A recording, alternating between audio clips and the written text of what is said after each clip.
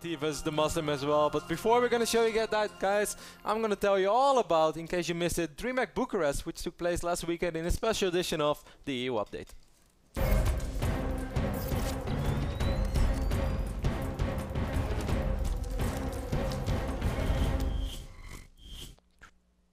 As I said, guys, DreamHack Bucharest just finished up, and as always, DreamHack put up such a good show last weekend. The commentators were Apollo and Jaroslav, and they did a fantastic job. And there was also some online coverage provided by Hazubs and Zoka, which was really funny because they were quite outspoken. Red Eye was the host of the event, and of course, as always, a lot of good players were there, and it was a lot of fun to just keep track over the entire weekend.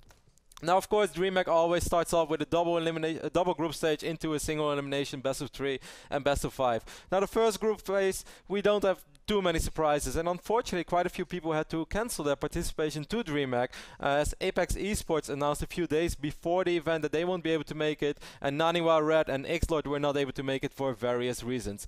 Nevertheless, it was still quite a stacked DreamHack, and it also made it very fun because the few top Koreans were missing, which also means that a lot of players were perhaps able to take it all home, which made it extra fun.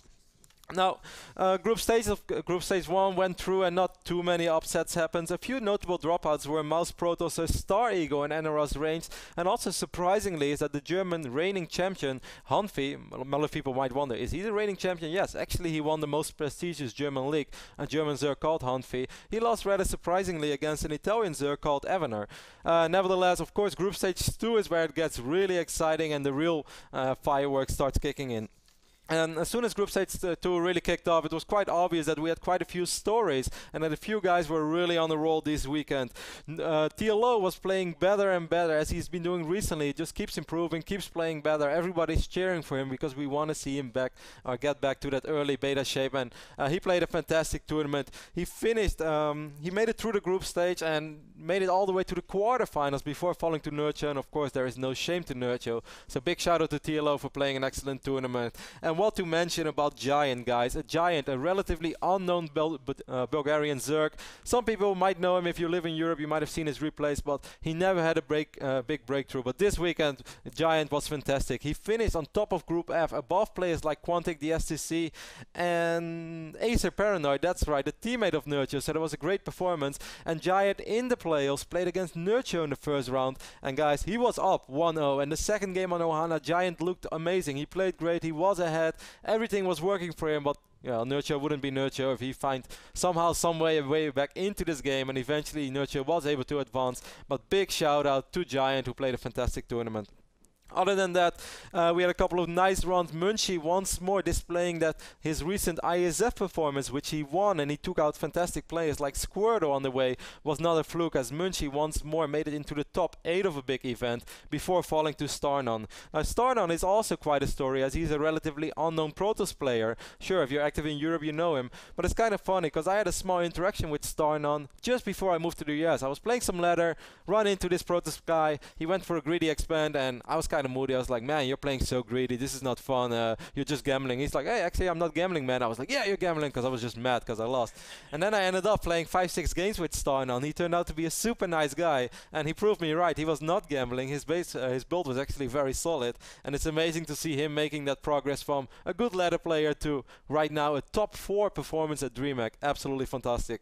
Of course, Mana had another great run at DreamHack. I don't know how Mana does it, but somehow, some way, he just keeps making big runs at big offline events, having another top 4 finish, just losing to Bly in the semifinals. Bly, of course, the Ukrainian Zerg player who's been on quite a roll as well lately. Fantastic performance by him. And Bly making it to the final, Nurture making it to the final of the bottom bracket, which meant that we were going to have an all-aces Zerg final. And guys, when it was time for an all-aces Zerg final, Nurture made sure that there was absolutely no doubt who is the best Zerg in Europe if Stefano is not around. Nurture, after winning Home Zerg Cup 4, as we have that beautiful picture on the screen, finished up winning DreamHack Bucharest as well, taking out Bly 3-0 in the finals, and just overall playing a fantastic tournament.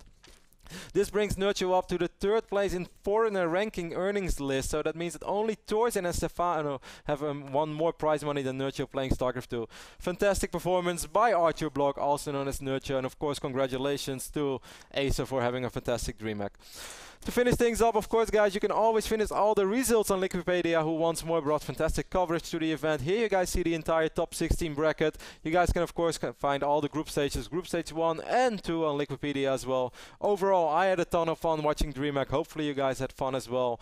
Once more, congratulations to all the guys who did well, and thanks to DreamHack for hosting another successful StarCraft event. Who said StarCraft 2 was dead?